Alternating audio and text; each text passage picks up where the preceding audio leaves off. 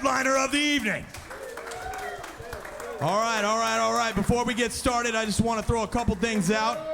This is being filmed. It's being taped. So I want you guys to do as many shots as you can. Get yourselves nice and greased up. Not to talk. We don't want talking going on in the crowd while this is happening. We want tons of laughter and tons of support. This man, come to the stage.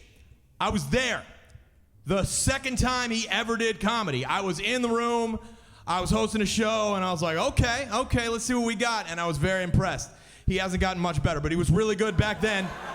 Don't worry. This kid is fire, baby. I love this kid. He has made quantum leaps, even though he can't jump. It's cool. He's made quantum leaps. He might do some impressions. Don't expect walking. This man thank you very much. Don't worry about it. These are all approved. Guys, I want you to make a ton of noise for a man with probably the most Mexican name I've ever heard in my life. Everyone, make as much noise as you can for Gabriel Julio Gomez!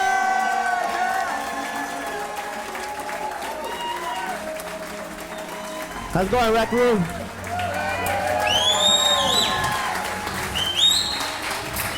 Yeah, okay, there we go. That's what I'm talking about. All right. You know, I was tired of holding the microphone and pushing in circles, so, I just said, hook me up with these mics so I can move around. Man, July 2nd, exactly 1 year ago, first time I ever grabbed a mic to even try this comedy thing. And July 2nd, 1 year later, exactly to the day, I'm here with y'all.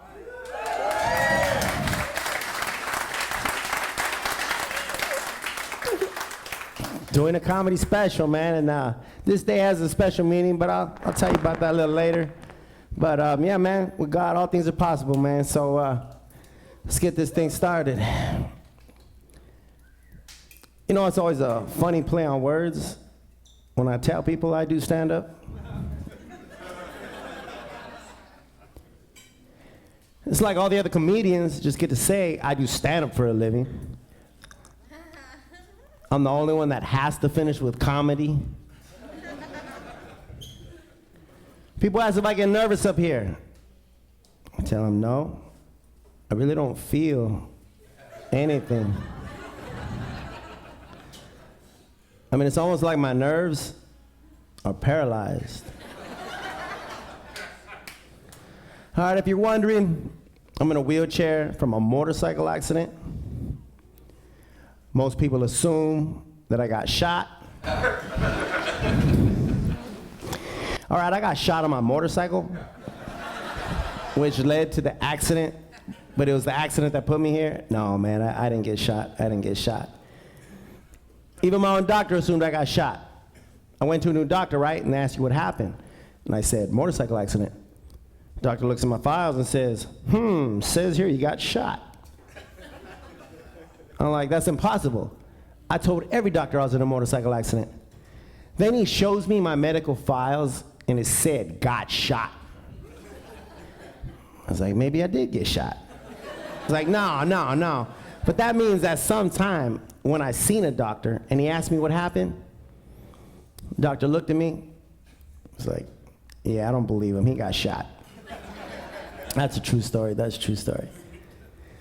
Yeah, man, I heard about that sleeping pill, Ambien, and the countless reports of people sleepwalking while they're on it.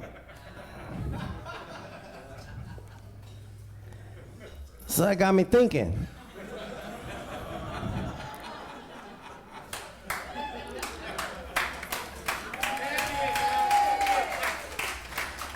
Miracle drug.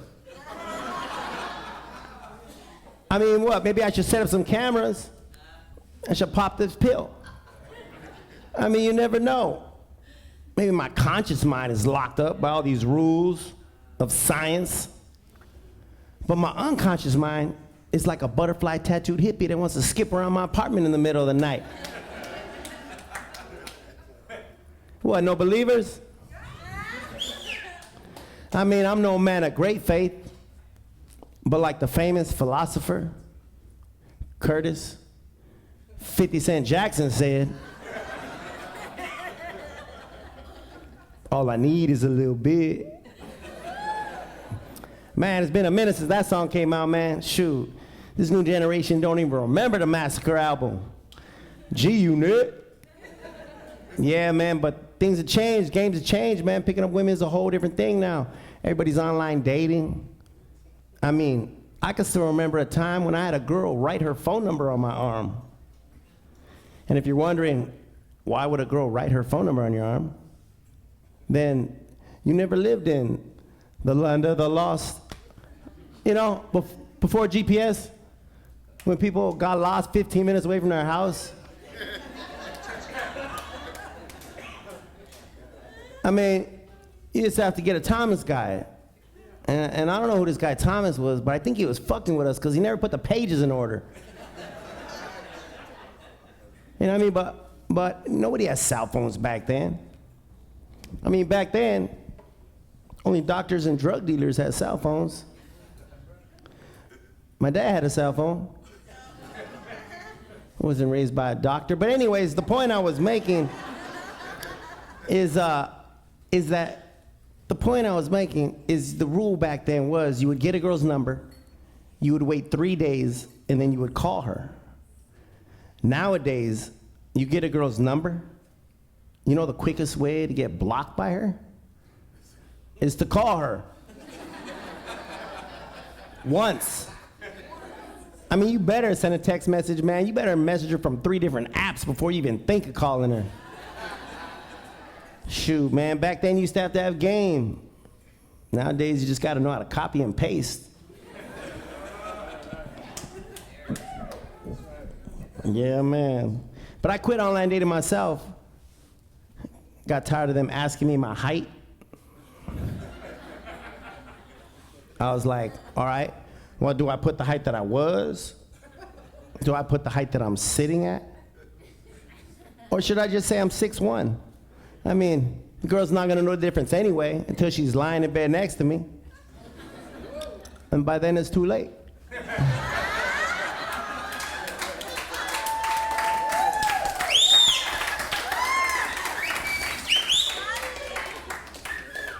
I mean, I'm like the Kaiser Soze of comedy. I'm just faking this thing until the job is done. Once I become a famous comedian, after my special, I'm just get up and walk away. It's gonna be the greatest joke in history, man. 20-year bit, that's committing to the role. Yeah. You know, I hate it when they do the national anthem. Hear me out, hear me out. I'm patriotic, and I love the words. I just hate how everyone has to stand up, and I'm left sitting there. You know what I mean? Like, I'm not trying to protest this thing or defund the police. I support the troops. I took my dog to a vet.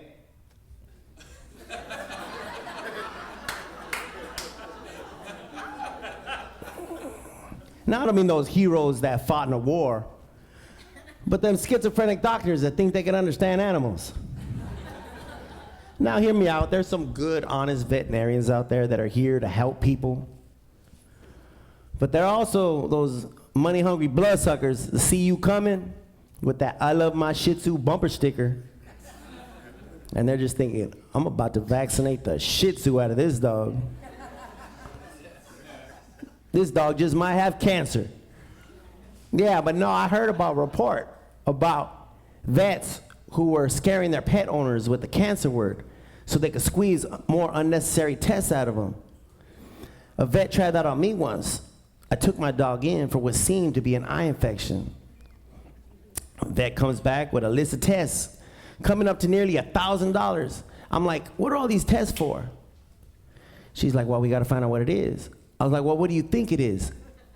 She gives me a list of possibilities. First, starting off with cancer. Lastly, stating eye infection. I was like, look, vet that never fought in a war.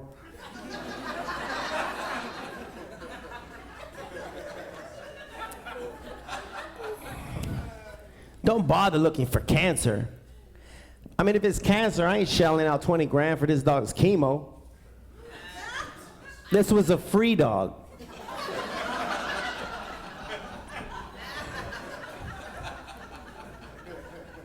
And before you think I'm cold-hearted or anything, man, my dog lives a great life.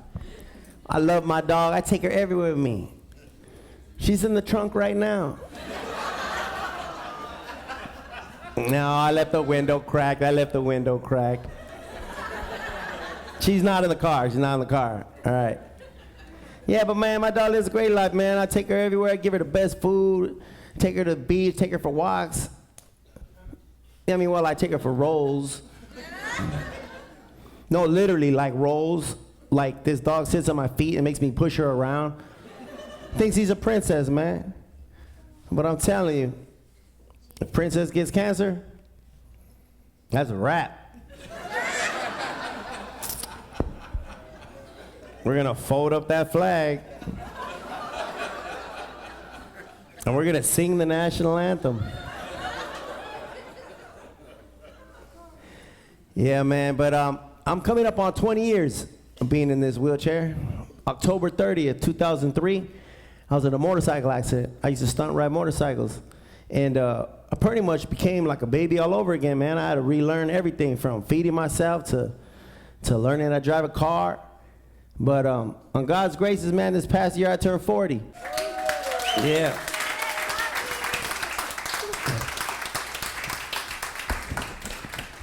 And I did a marathon without running, 26 miles.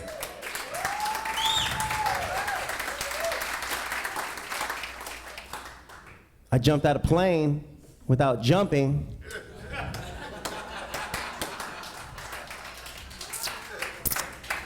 Well, actually, I was more thrown out like a dead body. But I was attached to a live body, so it all worked out.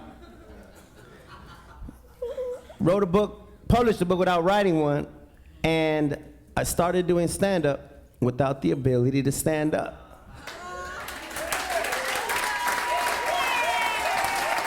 So, I guess I'm Mr. Ironic. I also did my 23andMe this past year, found out I'm 47% Native American, 47% from Portugal. And the last 6% was spread out with a bunch of 1%, like 1% Jewish, 1% black, 1% from Asia, 1%, 1%, 1%. I'm like, man, how do you get all these 1%? Some old lady's like, all it takes is one person. So I started figuring, right? That means that sometime in history, when the kings from around the world would assemble, like 5 or 6 of them gangbanged my super great grandma.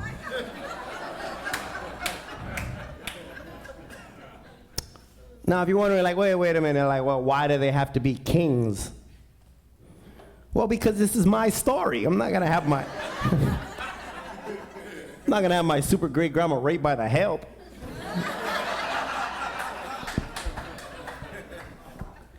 Yeah, man, but 23andMe did me kind of dirty though, cause like, for no reason at all, they just tacked on a drug report. Like, you also tested positive for cocaine and opiates. I was like, that was a dick move. I didn't ask for that information. Speaking of drugs, you know, in the hood, they have color-coded nickname for drugs, right? Like when you want that cocaine, it's let me get that white. Need that meth? It's that clear. Weed is that greenery. But when you want that heroin, it's let me get that black. You know that's where the term, once you go black, you don't go back, comes from, right? Black people stole it from heroin addicts.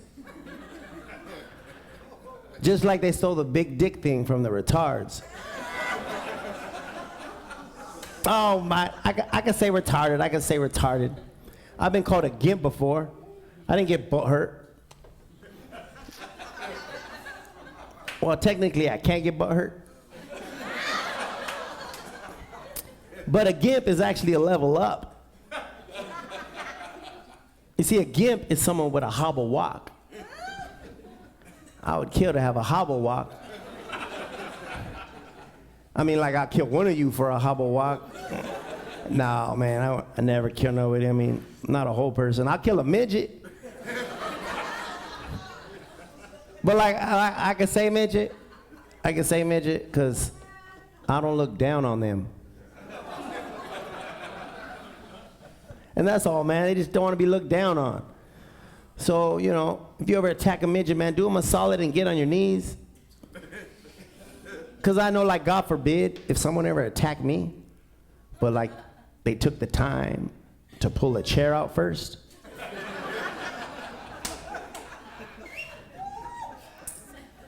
I don't know. I feel a little better about the situation. This guy got a little etiquette, you know? Might want to take him out for a beer out afterward. Yeah, man, but I'm originally from East Los Angeles. Yeah, thank you. But in 2020, when things started going off the rails, I moved to Huntington Beach. Because when they started shutting everything down, I knew one thing. Follow the white people.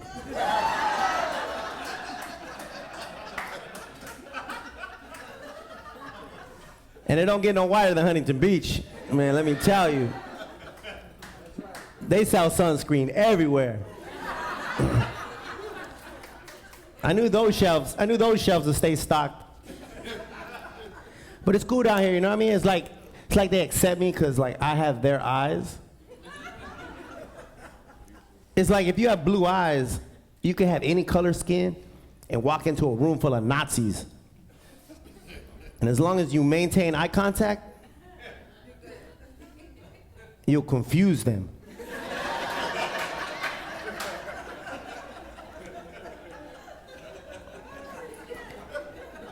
Because they'll think, man, I hate his skin, but his eyes, they make me feel so at home.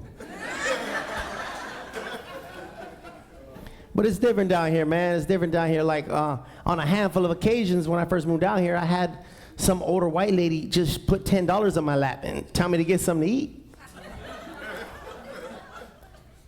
I was like, all right, I guess. At first, I thought it was just some older white lady thing.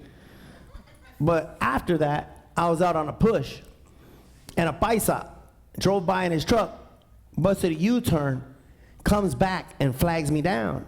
And I go over to see what's up. He has a $20 bill in his hand. And he gestures to give it to me. And I go, oh, my boy, I appreciate it. Thank you, but, like, I can get mine. But this paisa, he forcefully made me take the 20. And he tells me, go get something to eat.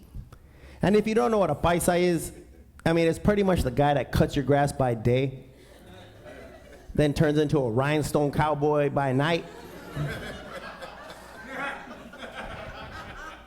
And they always got cocaine for some reason. I don't know why that's relevant.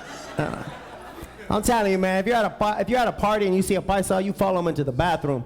You're gonna watch this guy turn into Oprah Escobar. Like, you get a bump, and you get a bump, and you get a bump, you get a bump. Anyways, the point I was making is back with this paisa, he gave me $20. And I was taken back, and it touched me. I was touched. And all I could think of was, man, these older white ladies need to step their game up. Shoot, give me $10. This paisa broke me off with a 20. Yeah, man, there's also hella nice people out here, man, I ain't gonna lie. Like, I was at a set in Newport, right? And I dropped my keys somewhere in the parking lot. And a man finds my car keys. Then he goes through the parking lot, hitting the alarm, trying to figure out which car it belongs to. Now, in my mind, this is criminal behavior. But he finds my car, writes down the license plate number, and then goes in the club, gets on the microphone and says, does anybody have the car with the license plate? And I said, yeah, that's my car. Then he comes up to me, gives me my keys, and just says, rednecks are good people.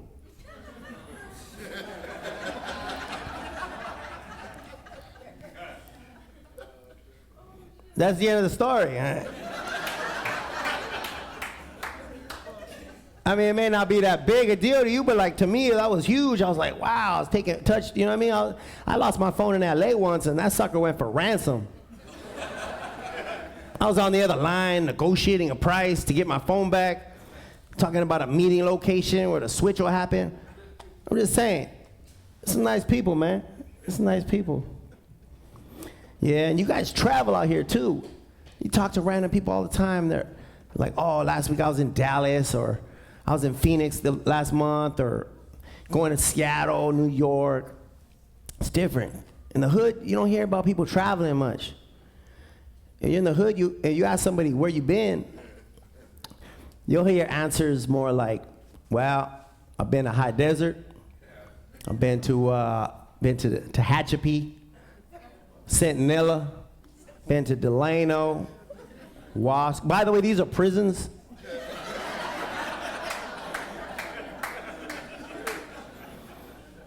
I mean, that's the only way some people travel, man, is on a prison bus. You get a guy excited for going to prison out of state. He'd be like, hey, man, last month I was in Arizona. I'm just saying, it's different. And your perception is different, too, down here, I noticed. Like, I remember first moving down here, and a common reply to a stranger saying, how's it going? You'll hear, another day in paradise. Another day in paradise. I was like, all right, another day in paradise. So I started saying it. How's it going? Another day in paradise. Only I was in East LA one time, and I forgot where I was at. Some guy asked me, how's it going? I said, another day in paradise. Instantly, I knew he was wrong. The guy looked at me like I was being an asshole or something. Like, you know what I mean? I was like if I'd have said, another day in this hellhole or something, he'd have like laughed at me like, yep. I'm just saying, perception. But perception is everything. It's like one time somebody asked me down here if I ever get down because I can't walk. And I told him, do you ever get down because you can't fly? Or would you only get down if everyone else could? It's truth, man. I'm just saying. Like, I mean, like in my mind, I think I could do anything. That's right. Except walk. Except walk. I haven't figured that one out yet. I'm still working on it. Still working on it. Yeah. But I mean, like, really, like, if you put your mind to something, I think there's 3 key factors to executing anything you want, and they all start with an F. And I believe first is focus, then faith, and frequency. Focus, you posterize something in your mind, and you set your sights on it.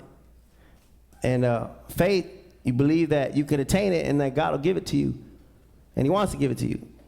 And frequency, man, you just got to do that shit over and over and over and over and over. And I don't see why you wouldn't succeed. But That's right. But on another note, man, there's some bad bitches down here in Huntington Beach, let me tell you, man. Oh, man, gotta be wild. Like, shoot, it's like they're cloning them out here or something. They're everywhere I go. First time I moved out here, kept mixing up all these girls' names, like Michaela, McKenna, Mackenzie. I'm like, man, you girls all look alike. And that's not racist to say, because they're white.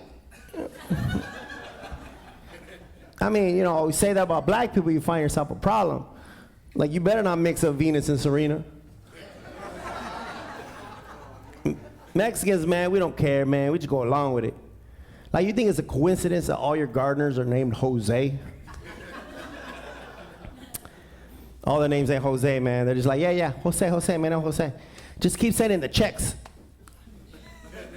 You see, because every Mexican has a Jose in their family. And he's the one that cashes all the checks. But you see, as a people, we're very self-reflective and can best differentiate features that resemble our own. Like, if I had a sketch artist, right? And I told you, describe to him a beautiful woman, the same race as your own. Your mind would have like a handful of options to choose from. But if right before you began, I said, now imagine that she's Asian.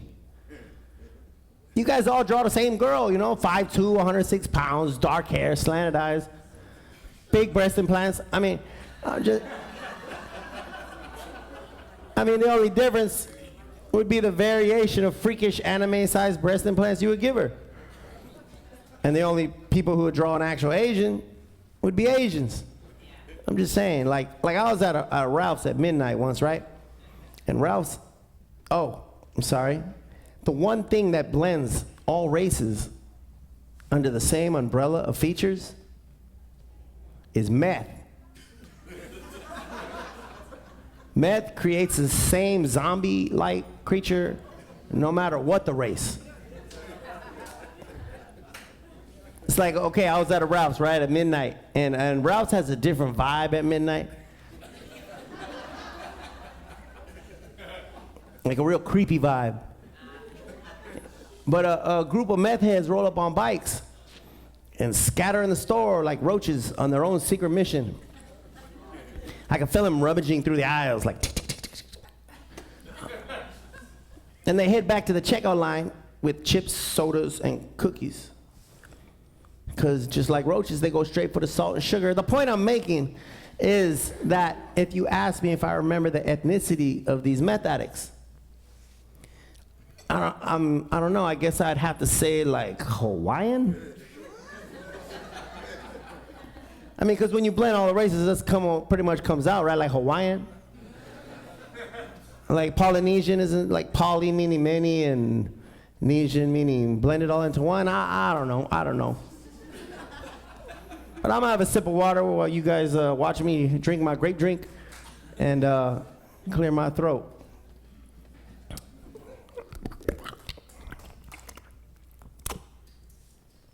All right.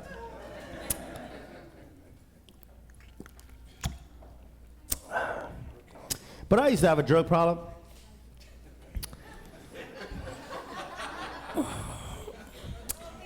I used to be a habitual user of cocaine and heroin.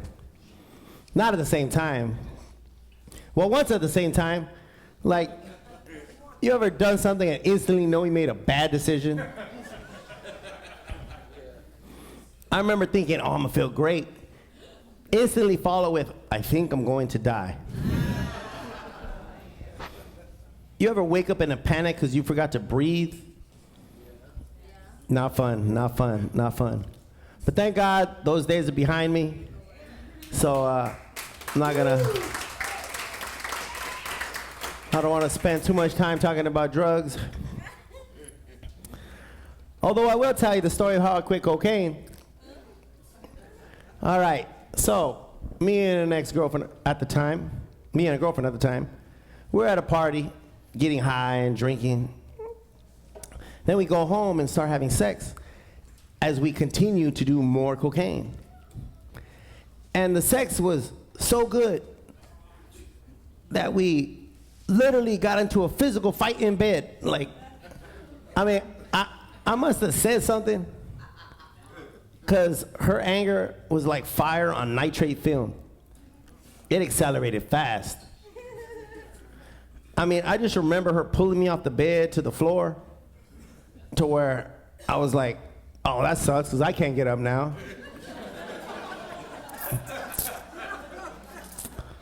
I thought this was going to be a fair fight. But I remember her trying to take her down by the legs, you know, bring her to my level. But she gets out and kicks me in the head with her heel. Now I start leaking blood. I'm bleeding, leaking, like I'm in a pool of my own blood. And I don't know if cocaine causes bloodthirst or something, but that's when it got wild. Because I remember her grabbing a bat by the door, coming back and saying, the one thing you don't want to hear an angry, coked out girlfriend say, I'm gonna kill you and then I'm gonna kill myself.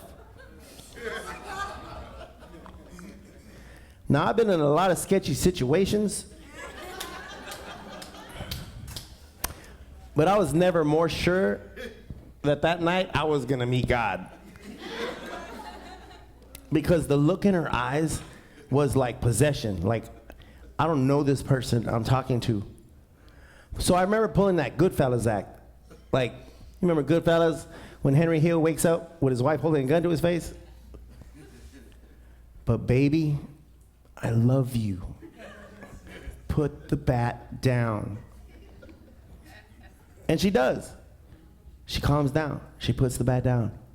She comes in to give me a hug. But I panic and put her in a headlock, you know, and I yell for my roommate, Louie, get down here, this crazy broad's trying to kill me. And I'm holding on, you know, and she, when she realizes I tricked her, she tries to break free. And because of all the blood, she slips out. And then I think, oh, now I'm really dead.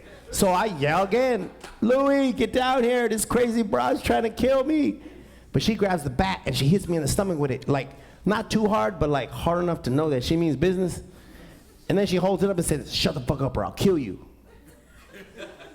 So I shut the fuck up. But when she leave, I'll be talking again. No. But so Louis didn't hear me, right? His girlfriend did, and she comes down, knocks on the door to check if everything's fine. My girl answers the door a little, all nonchalant, like with the bat behind her, like a cartoon. I'm like, girl, you're 5'2", you're not hiding a bat. Plus, we're naked, covered in blood. I mean, this has to look sketch. You know? I mean, the only way it could be more worse is if she answers the door with the axe in her hand, like, here's Johnny. You know, but, so she goes, oh, we're just fighting, everything's okay, it's just a little argument. But right before she closes the door, I'm on the floor, so my hand comes around like the girl from The Ring, tapping on the wall like, no, everything is not fine. She grabs my arm, pulls it out, slams the door, and I hear the sound of doom. Lock. Strike two. So I'm worried. She's pacing back and forth because she knows the jig is up. And matter of time before everybody comes down.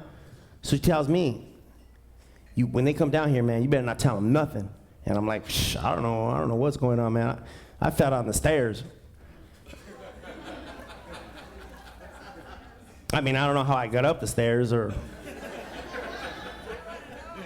why I'm naked, but, you know, so anyways, they come down, get through the door. After I get stitches in my head, quit doing cocaine. I ended up marrying that girl. For obvious reasons, it didn't work out. Now, heroin didn't let me go so easily. I remember when I started heroin, I thought I was smart, and I was like, I'm just gonna party for 6 months, and then I'm gonna quit cold turkey. And I did. I quit cold turkey. 6 years later. But I remember having to lock myself in a room with the drugs in bed with me. It was like the octagon. I was like, either I'm beating you or you're beating me. You know, I like to talk to my drugs. I was like, one of us is stepping out of here. But when I realized that nobody was stepping out, man, I just got high with them, you know. No, I didn't. After 3 days, no food, no water, got over the hump, and then I never touched heroin again.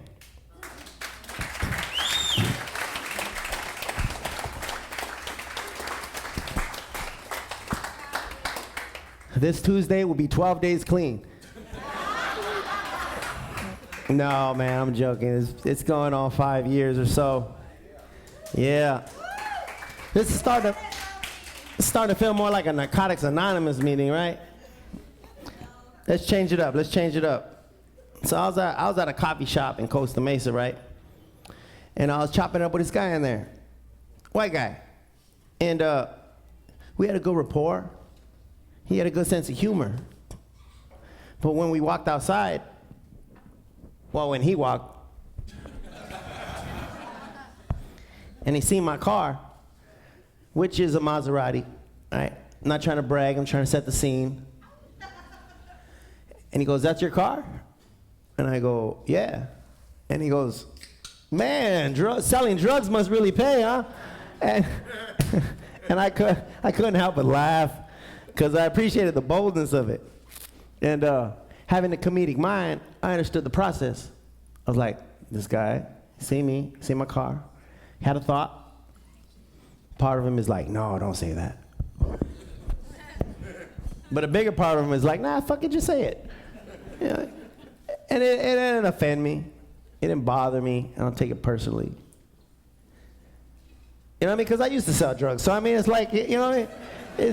His judgment was wrong, but only on the timing. Yeah, man, but I remember growing up as a kid, and when all the kids talk about what they want to do when they get older, I was always that little kid like, I want to sell drugs just like my dad. You see, because all the other kids' dads woke up and went to work. I mean, this is the early 90s when most kids still had fathers. But, you know, my dad woke up and played Street Fighter. Then he got on a dope motorcycle, went to play golf, went to get in a nice car, played basketball. And, like, I was the only kid in the hood with a swimming pool, so, like, to me, it was a no-brainer. And I'm not outing my dad's business or anything. Like, he wrote it all in a book before he died. And you could buy this book on Amazon. It's called A Punk from East LA. And if you buy this book, all the proceeds, they go to a special foundation. No, man, all the proceeds go to me, so I hope you buy the book. Again, it's A Punk from East LA. You can buy it on Amazon, iBooks, and Barnes & Nobles. You know?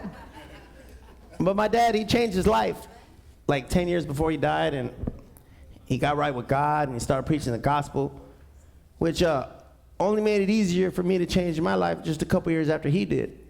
You see, because, which wasn't easy. I mean, there's no AA for drug dealers. I mean, they call that prison. So, you know, but like, because I did everything pretty much that my dad did. I mean, except the whole suicide thing. I hope that skips a generation. Oh yeah, the book has a plot twist. Again, Punk from East LA. Yeah, man. But I don't regret, I mean, I grew up in a complex home, you know, because even though we had the occasional police visit, I was still raised in a Christian home. And that may sound hypocritical, but it wasn't. I mean, it really wasn't. I mean, okay, yeah, it was, you know, but like there was never no question between right and wrong. Like my dad never tried to excuse his actions. Except once he did, when he tried to tell me, he's like, well, now the Bible says, do unto others as you would have them do unto you. And if I wanted drugs, I'd want my neighbor to sell them to me.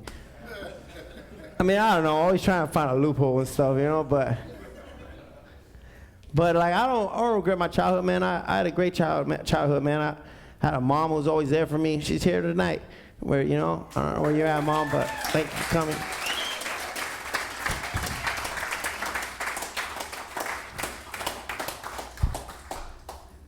Now we're coming to a ending, closing it up a little. But so, I mean, I shared a lot with you about myself. So I kind of just want to finish this off with like a little venting. Can I just vent with you guys for the end of this thing? Tell you about my interesting year and how this thing got all started, kind of. Yeah, because just a little over a year ago, I was living in a mansion in Sunset Cliffs, San Diego, briefly engaged to a beautiful 35-year-old millionaire. And I met this woman online previous Valentine's Day. And like we started just nonstop talking, like video chatting for 5 days. It was like fire. And she lives in San Diego, I live in Huntington Beach. She wanted to come up to see me. So she comes up to see me, and after only 2 hours, this girl tells me, I never had a connection so strong with somebody. And I know you're the one, and I don't want to live apart. She wanted me to move in with her. Now hindsight, some might call that a red flag.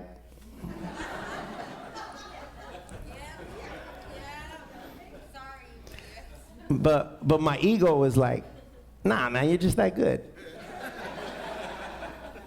2 hours with you change anybody's life. So I did it, man. I freaking took a leap, went with the flow. Went down to San Diego. Now, I kept my apartment in Huntington Beach, but like I packed up half my stuff and set sail. For like, man, the most amazing like 3 months of my life. It was wild, man. Like waking up to massages and acupuncture and getting stuff, eating places I never did. So like eyes wide shut shit, you know what I mean? But like, no. But I mean, it was an experience. And it just kept getting better and better each week. And I'm like, man, at some point in time, things have to go down. I just didn't expect at the top of the hill for her to push me down and let me go. But hey, you know.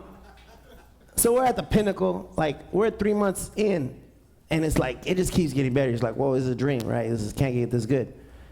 And she flies me out to see her family in Minnesota, and then, you know what I mean? Like, it's all on. She wants to get married at the Coronado Hotel. Things are moving rapidly, and I'm just kind of like in this ball rolling with it, like, whoa, this is crazy. So there's, you know, it feels right. So after 3 months, she's like, I think it's time for you to fully leave your place and fully commit and move all your stuff in.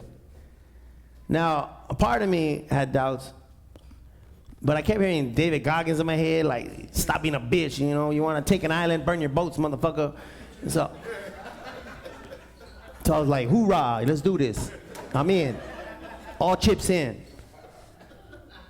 So I move out, man. I pack up my stuff that week. I break my lease. I mean, I'm fully in San Diego. Not 8 days go by before we get into this argument or something. And she's like, I'm sorry, I made a huge mistake. I made a huge mistake. I'm sorry, but can you be gone in 2 weeks?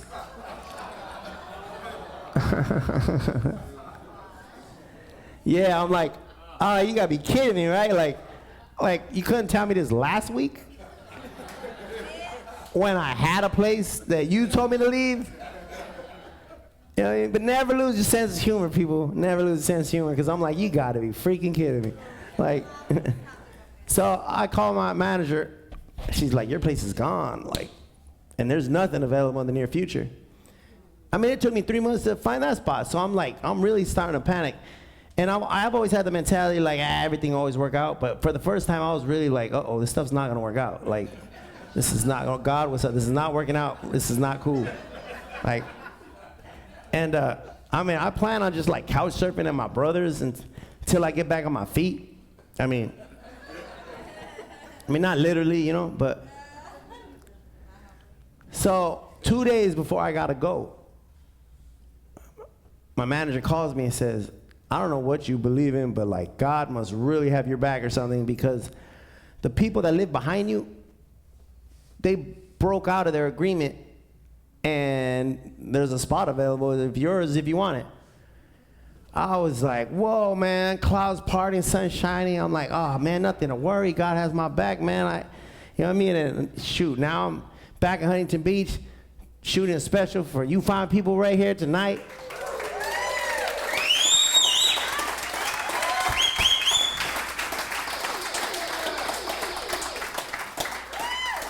Doing comedy, man, like, you know, so like all things work together for good, you know? And I mean, she's the reason that got me kicked into this whole thing anyway, so, you know, like success is the best revenge type of thing. Absolutely. Yeah.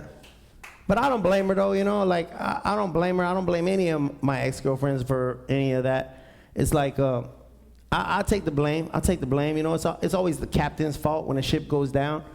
And like I have that old school mentality, like if you're a captain of your ship, it's your fault. You know what I mean? And I mean, I know it's different, but I was always raised that it's the man's fault. I mean, unless the woman's in charge of the relationship, in those cases, I mean, it's still the man's fault, because like, why would you give up rank? You know what I mean? It's like, I mean, general don't come back from war and be like, everybody died because the captain said they're taking over, you know? It's like they'd be like, no, we put you in charge, and I believe God made man, and then He made woman, and I know it sounds like a caveman in this day and age, but I believe God's words are timeless, you know. Plus, I mean, maybe I dodged a bullet anyway with her, you know.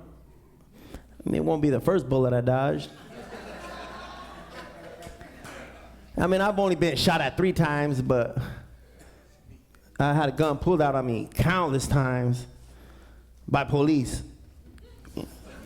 But like, I never took it personal. I don't get how these people get butthurt. Like, they never shot me, so no harm, no foul, you know? It's just, and see, because you see, when a cop pulls a gun on you, you gotta remain calm and keep cool, because any tension you add to the problem's adding to the situation. Like one time I had my place raided, right? Long time ago, different life. But the cops came in suited and booted. And I mean those cops with jeans, you know, like the ones that don't fuck around, like these guys. They came in, and one of the cops, he has his boot on my back and his gun to my head pressed firmly. And I said, if you move, motherfucker, I'll blow your brains out. And my face was turned like that. And I just remember smirking and being like, I can't move, I'm paralyzed. And he knew I was paralyzed before he made the comment. So it's like, you set it up, I knocked it down. But I remember instantly when I said that, like his whole energy just disarmed everything. Like he was super cool with me. All of a sudden he helped me up, just chopping over me like, you know, you don't give in to the fear. Like you just, and then all while my buddies getting beat up in the back room. I guess they found their guy. You see, because like, when a cop pulls a gun on you, like I said, any tension you have adds to the problem. So you just remain emotionless and stay calm. And when he gets close to the window, I tell him I'm in a wheelchair, to where they put their gun down and back in their holster. And then I pull my Glock out and be like, why would you believe me? You know? That's my time, people, man. That's my time.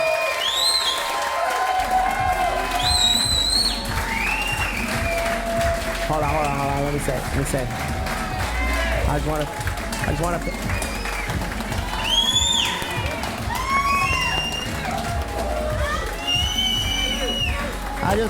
One more thing. I forgot to mention why this date was special. I just want to say because on July 2nd, 2020, it was my dad's birthday, 58th birthday, and that was the day he decided to check out. And he left me a voicemail right before he went that I didn't listen to for a year.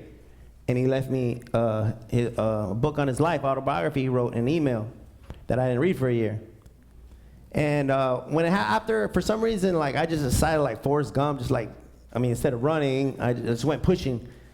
And I was out pushing, like, I don't know, every day I did 1 mile, then 2, then 3, then 6, then 9.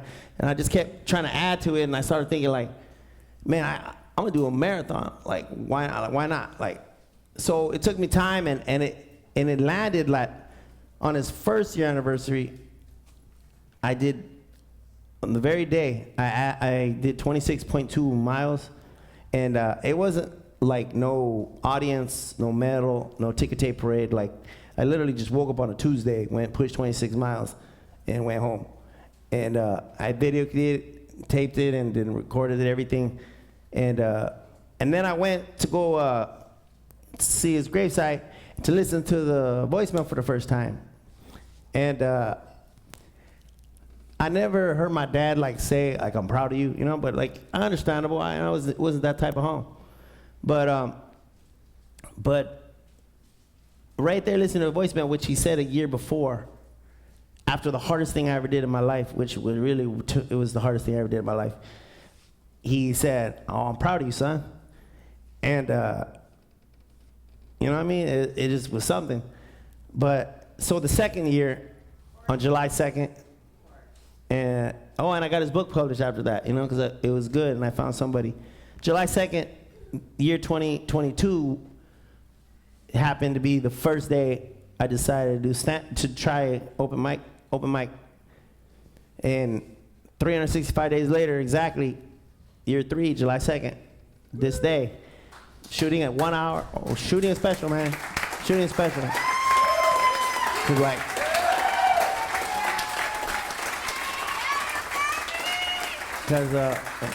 with God, all things are possible, man. Thank you.